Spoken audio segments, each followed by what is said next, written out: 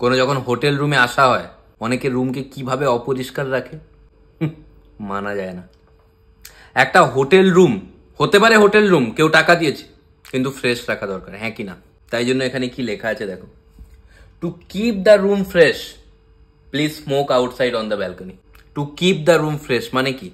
Please মানে কি? যে প্লিজ ব্যালকনিতে গিয়ে স্মোক করো। আমার রুমকে ফ্রেশ রাখতে খুব ইচ্ছে হচ্ছে, রুম আমি ফ্রেশ রাখবই।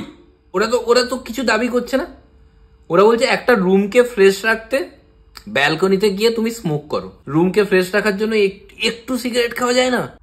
আমি তো বলছি আমি খাবো, তুমিও চলো খাই, দুজনে মিলে খেলে বেশি ফ্রেশ থাকবে। হ্যাঁ, রুমকে ফ্রেশ রাখবো, একটু সিগারেট পাঠিয়ে দিন তো দুটো। কোনো কথা শুনবো না, আজ আমি রুম ফ্রেশ করেই ছাড়বো।